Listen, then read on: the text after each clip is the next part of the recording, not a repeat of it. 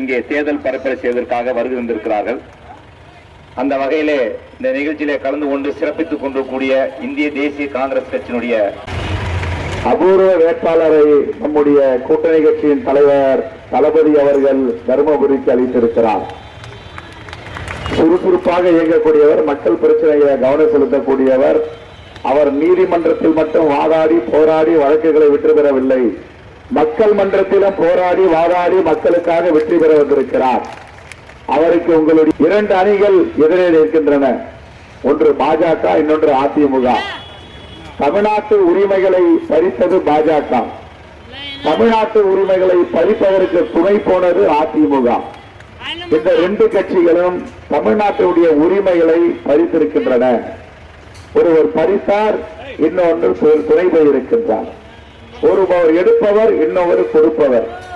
எடுப்பவர் யார்? மக்களுடைய வரிப்பணத்தை மோடி.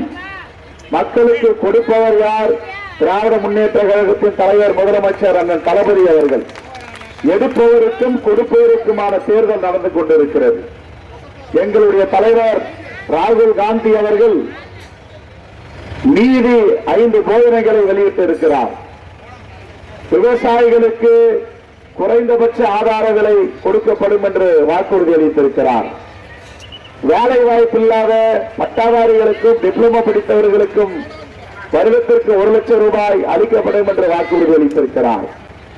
வறுமை கோட்டின் கீழே உள்ள தாய்மார்களுக்கு வருடத்திற்கு 1 லட்சம் ரூபாய் அளிக்கப்படும் என்று சொல்லியிருக்கிறார். இவர்களெல்லாம் அமைப்பு சாரா தொழிலாளர்கள். அமைப்பு சாரா தொழிலாளர்களை இதுவரையும் கண்டு கொள்ளாத பாஜக அரசு அவர்களுக்கு ஆயுள் காப்பீட்டும் கிடையாது, மருத்துவ காப்பீட்டும் கிடையாது.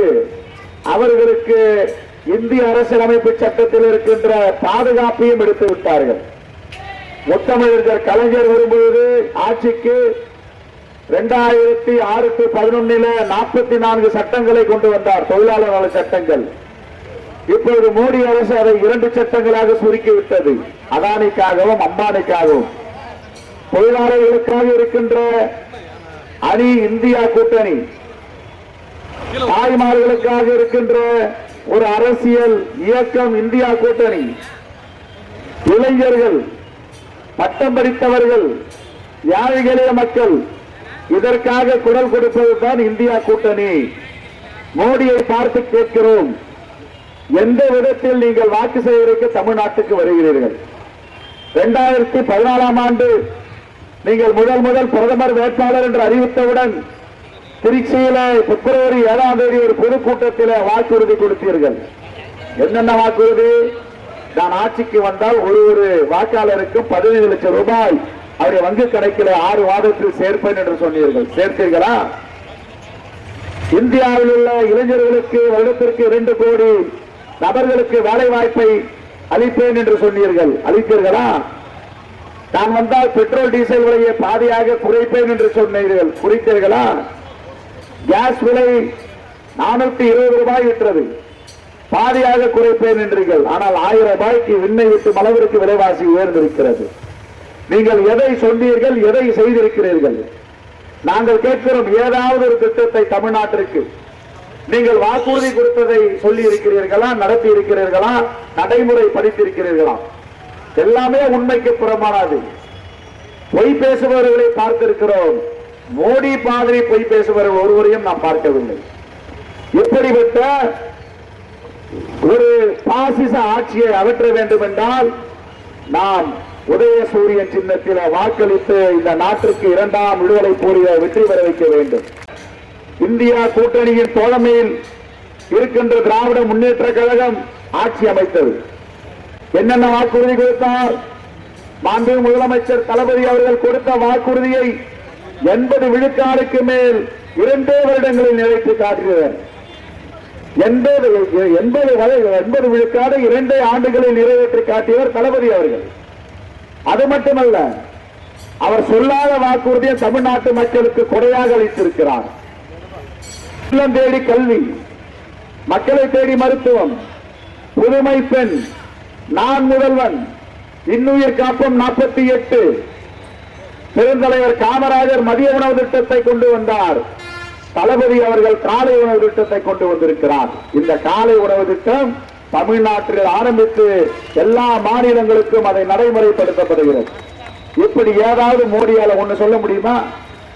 ஆய்வு செய்து யார் யாருக்கு என்ன தேவை இருக்கிறது, எதை எதை மக்கள் விரும்புகிறார்கள், தேவையான வாக்குறுதி என்னென்ன, இதை பற்றி எல்லாம் ஆய்வு செய்து இந்தியா முழுவதும் குழு அமைத்து தலைவர் ராகுல் காந்தி அவர்கள் பொன்னான முத்தான வாக்குறுதிகளை அளித்திருக்கிறார்.